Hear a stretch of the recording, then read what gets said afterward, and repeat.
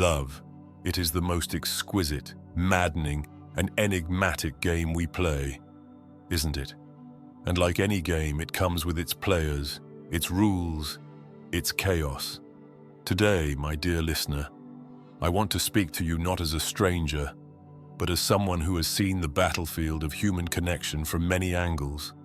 We're here to discuss a question that haunts countless minds. Are they a narcissist, or are they simply avoidant? But let us not mince words.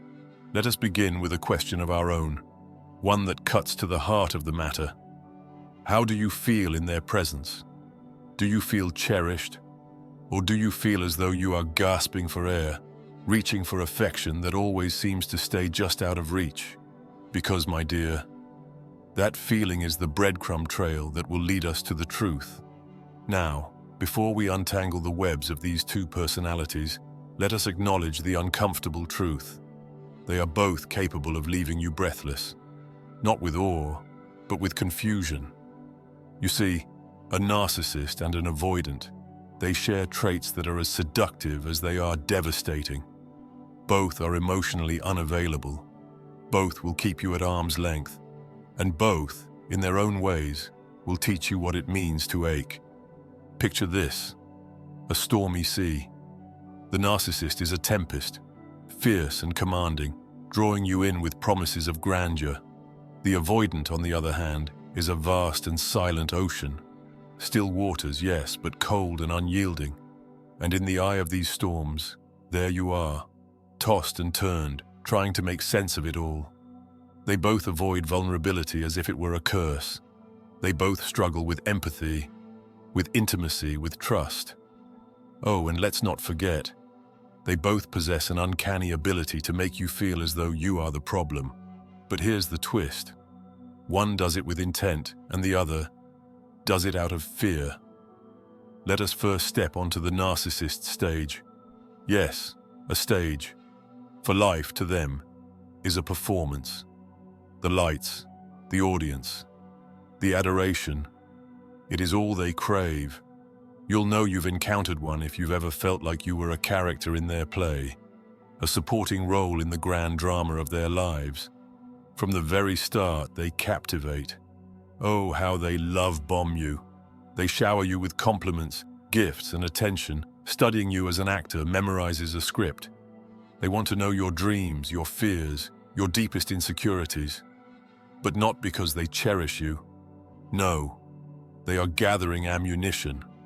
Here lies the true mark of a narcissist: intent. Everything they do, every word they speak, every tear they shed, it is calculated. They thrive on control, on power, on the knowledge that they can bend you to their will.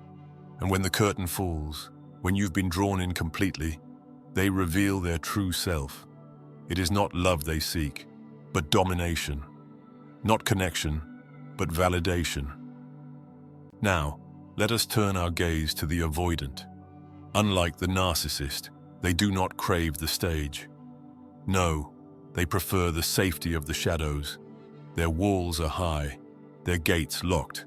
To you, they might seem cold, distant, unreachable. But if you look closely, you'll see something the narcissist lacks: fear. The avoidant does not seek to harm you. Their distance is not a calculated move, but a reflex, a defense mechanism forged in the fires of their past. Perhaps they learned as children that love was conditional, that vulnerability led to pain, and so they built their fortress, brick by brick, to keep the world out. But here's the tragedy. They want love, desperately. They long for connection, for intimacy, but they are terrified of what it demands. They cannot risk the possibility of rejection, of betrayal. So they push you away, even as they yearn to pull you close. It is not malice that drives them, but survival. Allow me to tell you a story, a tale of two hearts. One belonged to a narcissist, the other to an avoidant. The narcissist, let us call him James, was a master of charm. He met Claire at a gala, dazzling her with his wit, his sophistication. "You are extraordinary," he told her, and for a time, She believed it. But as the months passed, she noticed the cracks in his facade. The way he dismissed her feelings, the way he twisted every argument to make her the villain. One day, she discovered that his words of love were nothing more than echoes of his need for control. And then there was the avoidant. Let us call her Tracy. She met Michael at a quiet bookstore. Their connection was immediate, but as they grew closer, Tracy began to retreat. She'd cancel plans, avoid his calls. Michael, feeling rejected, confronted her. "Do you even care about me?" he asked. Tracy's eyes filled with tears. "I do," she whispered, "but I'm afraid of losing myself, of being hurt." Two hearts, two stories. Both left their partners longing, but for entirely different reasons. And so we return to the question at hand. Are they a narcissist or are they avoidant? The answer, my dear listener, lies in intent. The narcissist seeks to control, to manipulate, to dominate. Their love is a transaction, their affection a tool. They want power, not partnership. The avoidant, on the other hand, seeks safety. Their distance is not a weapon, but a shield. They do not want to harm you. They simply do not know how to let you in. But let us not forget the most important question of all. Does it matter? For whether they are a narcissist or an avoidant, the result is the same. You feel unseen, unheard, unloved, and no label can change that. So what is to be done? First, you must look inward. Ask yourself, what am I seeking in this relationship? And is it being met? If the answer is no, then you must make a choice.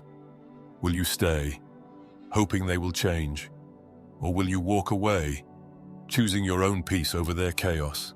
And remember this, it is not your job to fix them, not the narcissist nor the avoidant. They must walk their own path, face their own shadows. Your job is to heal yourself, to learn what love truly means, to set boundaries that honor your worth. For true love, my dear, is not a game. It is not a performance or a fortress. It is a dance, a delicate, beautiful dance of vulnerability, trust, and connection, and you deserve nothing less. As I take my leave, I offer you this. Whether they are a narcissist or an avoidant, do not lose yourself in the labyrinth of their pain. For within you lies a light that deserves to shine, to be cherished, to be met with a love that does not waver. And so, my dear listener, tread carefully, love boldly, and above all, never forget your own worth.